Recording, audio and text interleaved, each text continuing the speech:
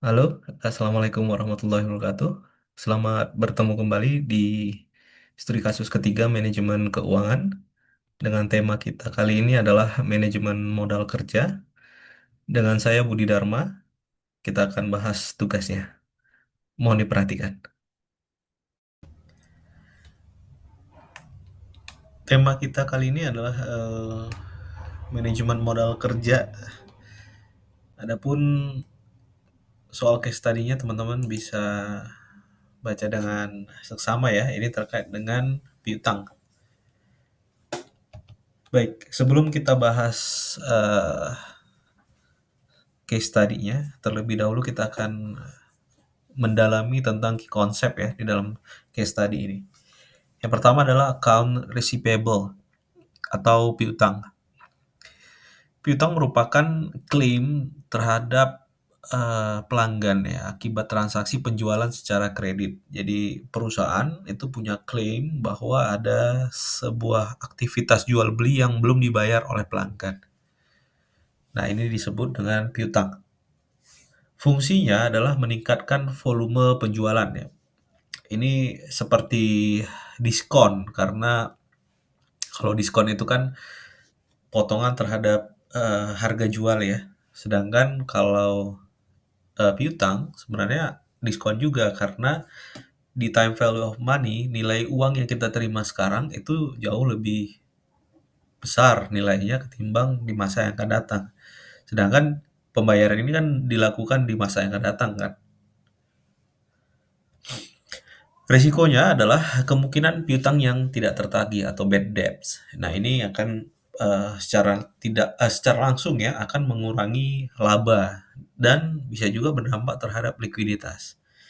Pada umumnya, piutang juga merupakan instrumen keuangan jangka pendek yang diciptakan oleh perusahaan untuk memberikan keseimbangan antara peningkatan penjualan ya dan risiko gagal bayar.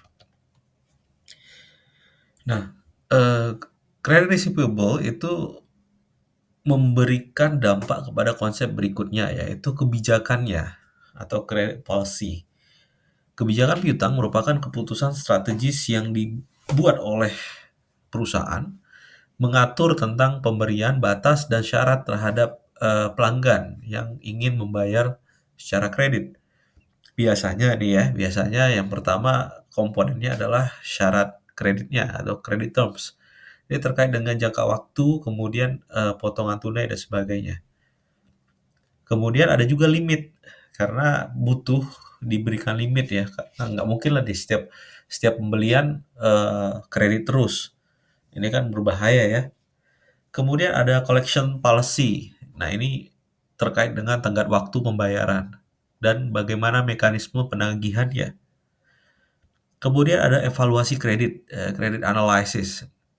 Pada umumnya ya ada 5C ya, karakter, capacity, capital, dan collateral dan condition adalah cara tersimpel ya melakukan proses seleksi terhadap kelayakan pelanggan diberikan kredit atau tidak.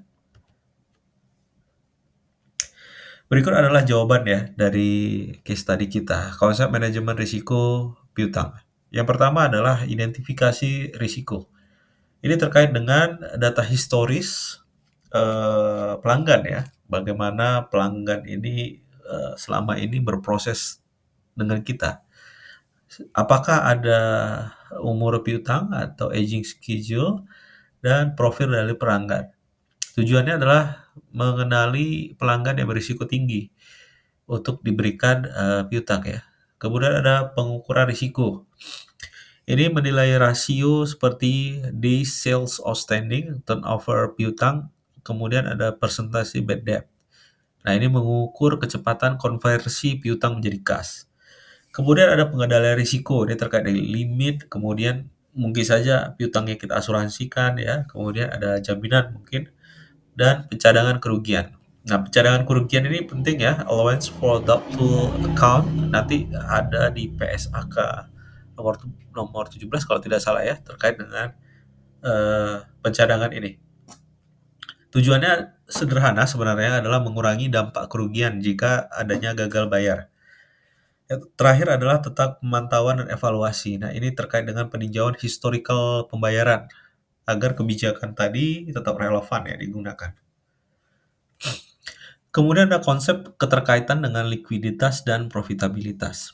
Piutang jika terlalu banyak ini akan menyebabkan likuiditas menurun. Ya pasti ya karena kan uang masuknya jadi tertunda nih.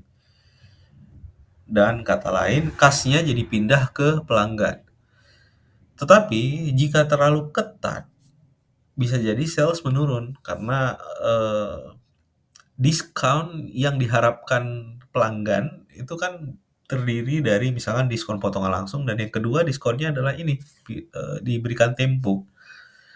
Yang ketiga, manajemen harus mencari titik optimal antara jumlah produk yang bisa dipiutangkan dengan keketatan kebijakan kredit. Tujuannya adalah working capital management-nya terjaga ya sehingga arus kas, likuiditas dan profitabilitas itu berada pada keseimbangan.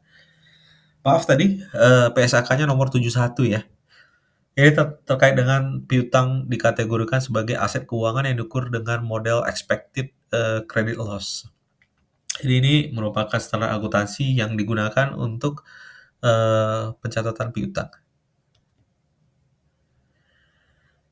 Kemudian, persyaratan yang harus ditetapkan dalam kebijakan piutang. Nah, ini setidaknya ada 6 ya, 6 kebijakan. Kebijakan piutang adalah kebijakan, kredit ya, mengatur kepada siapa, berapa lama, dan dalam kondisi apa perusahaan memberikan kredit atau piutang ya. Tujuannya adalah, penjualan meningkat dan juga mengakomodir risiko gagal bayar. Komponen pertama adalah analisis kelayakan kredit atau credit worthiness ya.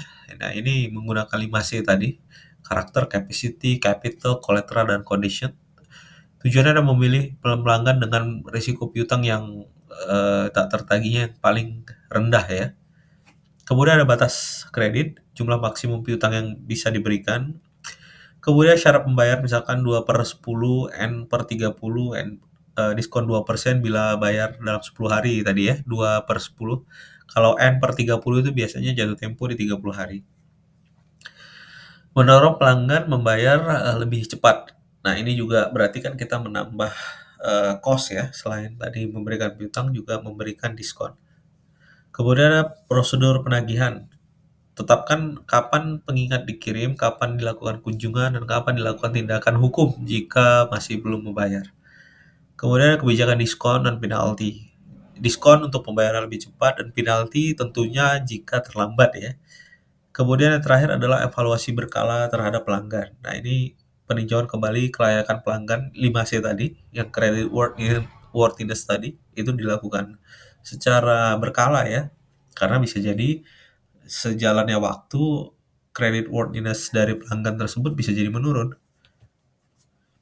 Kemudian yang kedua adalah manajemen risiko atas piutang. Yang pertama adalah identifikasi pengukuran risiko. Nah, ini caranya bisa menggunakan aging nih.